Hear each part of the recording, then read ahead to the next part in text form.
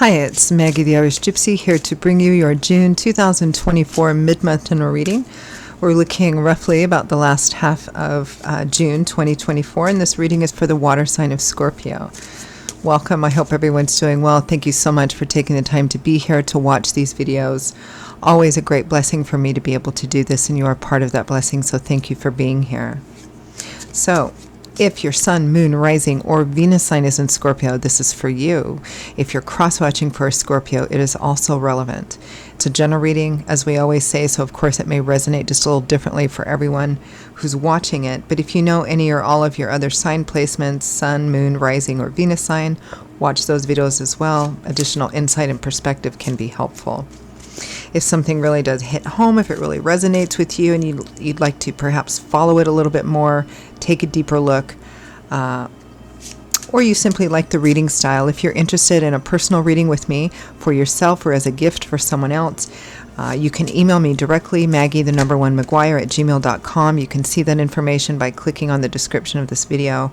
I'd love to hear from you. I can usually respond within 24 hours with more information. I offer a pretty wide variety of reading choices. I try to put something in there for everyone, different types, lengths, styles, budgets, spreads, little something in there for everyone.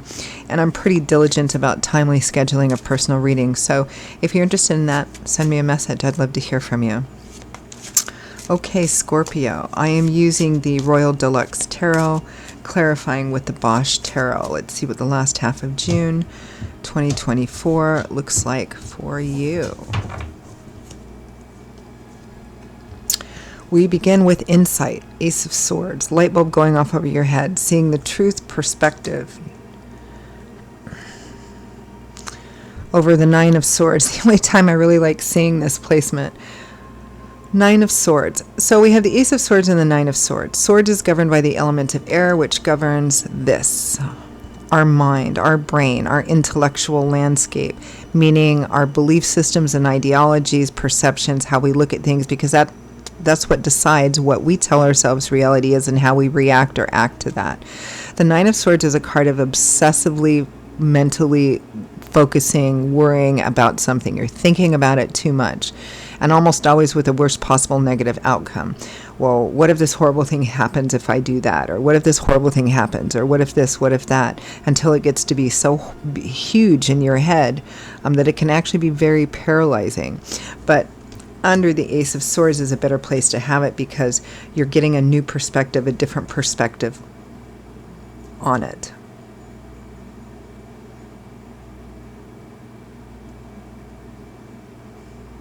Uncovering the Nine of Swords is usually fear that comes from, doubt, fear and doubt, because you're trying to imagine what the outcome of something is going to be, but you don't really know.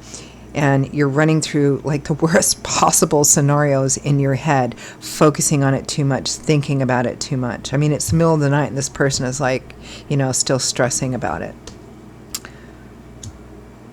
This is kind of getting a new perspective on your fears, new insight, new clarity, which is exactly what needs to happen. Next, we have the Lovers. Relationships are central here. Typically, the Lovers represents a pretty significant decision or choice that's going to affect the lives of a primary relationship. Sometimes it can represent third-party situations, not always. Outside of romance, like coupleship or marriage, that sort of thing, outside of romantic partnership, it can, and for some of you, that this may resonate more as a relationship reading, the choice that needs to be made might be about the relationship itself. Do we continue forward together, and if so, how? Do we go our separate ways, and how do we do that? Maybe choosing between two people. Or it might be that there isn't anything wrong with your relationship, and the choice that needs to be made, which will impact your lives, is in another area, but it's still about making that choice together, because it's going to affect you or influence you. Now, for those of you for whom this is not a romantic reading, this simply represents a choice, making a choice, a significant choice that's going to have a significant impact on more than just you, on people around you, and likely people that you are connected with in a close way or care about.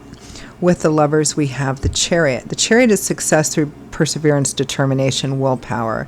It requires focus, having a goal, staying focused on that goal, not losing your momentum. Even if you fall down or fail, you got to get back up and get back at it again.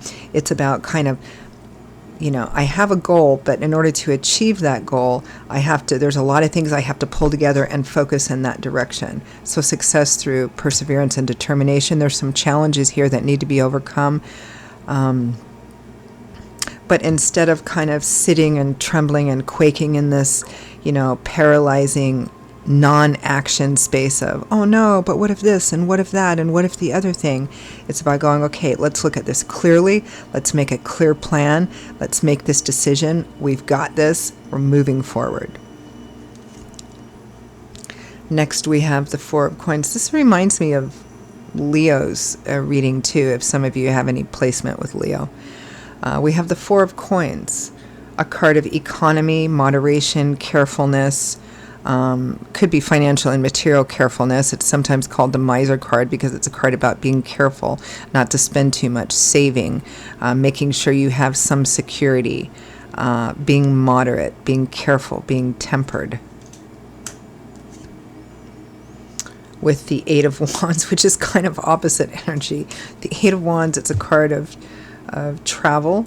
It could be about travel. It could be about making a decision about travel or movement or, again, towards a goal of some kind, especially next to the Chariot. It might be about travel. Maybe there's been some challenges around a trip that's coming up. Maybe the challenges are financial. And or it could be maybe there's been some issues between the two of you. But again, fundamentally, there appears to be a determination, a choice to persevere through whatever challenges come. The Eight of Wands is a card of action, of movement forward. It tends to be swift, powerful, very assertive, very focused energy. So it's very much about striking a balance between these two, right? You could call the Four of Coins or the Four of Earth kind of our stingy card, or being kind of careful or economical, and that can be financially and materially. It can also be emotionally too, but it's about making sure that you're okay and you're safe, that you've got a little bit of a safety net. The Eight of Wands just kind of goes charging through, so it's about kind of maintaining balance. Yes, we're going to go on a trip, but we're gonna do it in this kind of careful way. We're not going to go overboard, or yes, we're going to charge for it and do this thing, but we're going to have a plan, right? Because the Four of Coins is also about stability. Here it's also about stability because 4 is a number of stability. It's a structure that supports weight, right? From the bottom of the deck, the overall focus and energy is the World. So completion of a cycle and moving on and moving up, leveling up here. Because it's a card of graduation and moving on to a new horizon full of different options and opportunities. There's a pretty strong energy here for some of you of travel with the Chariot, with the Eight of Wands, with the World. Some of you may be taking a trip. Could be a small trip, could be a big trip, domestic, international. How do we do this? How do we do it in a good, moderate, practical, safe way? What decisions do we make about this?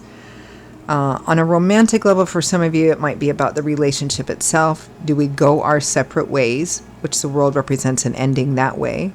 Or do we take it to the next level? Do we get engaged? Do we get married? Do we move in together? How do we work this out? What I really like, too, is overcoming the fears of an unknown future, and just trying to imagine all kinds of horrible stuff, right? Kind of shedding a spotlight on that, right? It's like the boogeyman in the closet or under the bed, where you finally have the courage to, to wrench open the door and shine a light on it, and just a bunch of clothes and shoes, right? So, yeah, making decisions, moving forward. At the very least, the overall energy being the World represents that the focus is on bringing something to a close so that you can move forward on a new journey, new horizon, new opportunities, new options moving forward. Some of you, it's travel. Let's peel it back just a little bit. The World.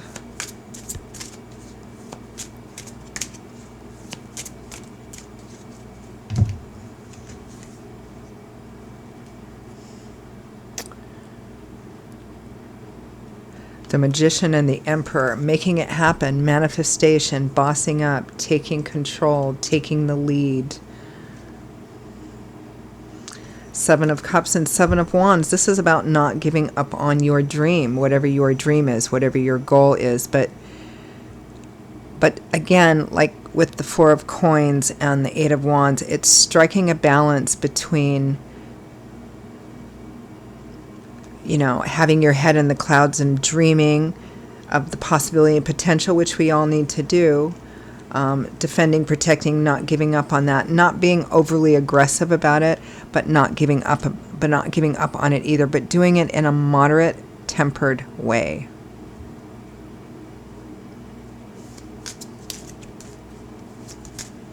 Ace of Swords, Nine of Swords. See what this fear is about here. This fear of it. What's the worst that you're imagining here with the Nine of Swords? Well, you're imagining the Tower, destruction, the sky falling in, everything exploding. I mean, you're imagining the worst, everything coming to a radical end.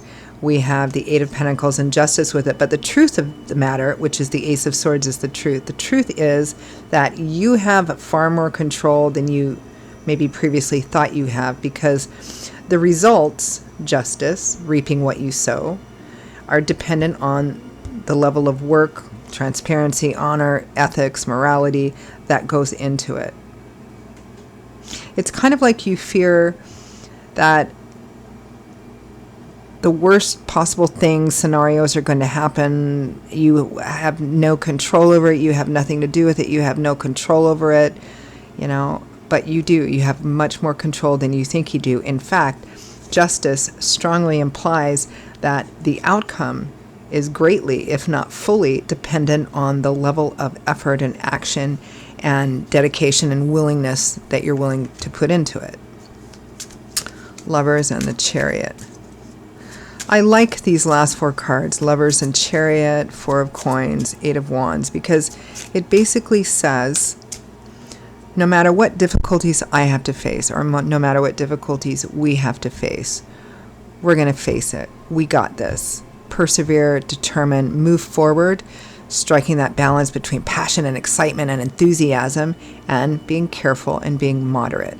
And that fundamental energy applies regardless of what this is about, whether it's about the relationship, whether it's about another area of life, whether it's about taking a trip or a vacation or moving, travel. You can apply that across the board.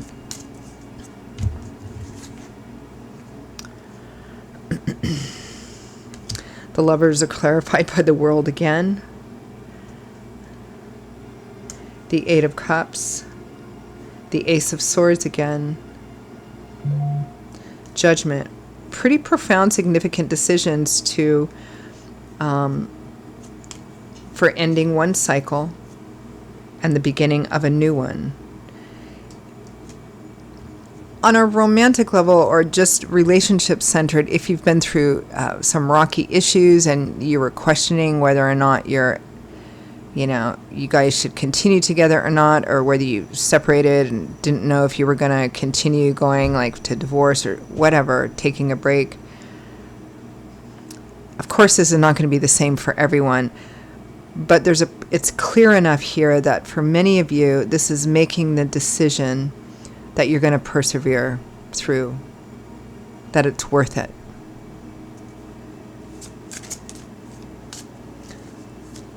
But free will, free agency, right? Four of Wands, Four of Coins, Eight of Wands.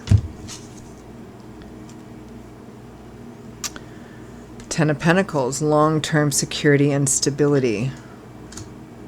Being careful with what effort you have put into something so far. That can be money, finances, work, love. Ace of Cups, the beginning of a new path, that would lead to emotional fulfillment, renewing love, renewing the spark, the Lovers again. Feels like many of you, no matter what area of life the decision is in, look, we've got the Chariot again. There's a real sense of, I've got this, we've got this, can do it, persevere. Challenging, but we're gonna, it's very, very similar to Leo's again, so beautiful, determined energy. All right, any advice, guidance, feedback from Spirit for Scorpio last half of June? Four of Wands, go for it. Happy home, celebrations, social gatherings, typically with friends and family, reunions, happy surprises. Knight of Cups, making the offer, accepting the offer, staying emotionally open. Five of Cups, try not to focus too much on what's been lost, what isn't no longer, grief, loss, sadness, regret. Make whatever apologies you need to make, accept whatever apologies you need to accept, and move on. Four of Cups, don't dismiss something out of hand. You might regret it later. Three of Wands. By doing this, you can start to see your efforts pay off and feel much more hopeful, optimistic, and positive about the future. It's really quite a lovely reading. Persevering through challenges and having that pay off, because in the end, the outcome is actually dependent on what you choose to do, and if it's a coupleship, what the two of you choose to do together and the efforts that you put into that. All right, I'm going to leave it there, Scorpio. Those are your messages for the last half of June 2024. I hope they were helpful. For those of you who resonated, I hope it gave you something to chew on or validated what you were already thinking. Again, if it did resonate with you and you'd like to pull the curtain back on it a bit and take a deeper look, or you simply like the reading style, if you're interested in a personal reading with me for yourself as a gift for someone else, email me at Maggie1McGuire@gmail.com. You can see that information by clicking on the description of this video. I would be delighted to hear from you and to work with you. I will see you all in a couple of weeks for the July general readings. Until then, stay safe, stay well, be happy, and I hope to see you back here again soon. Bye-bye.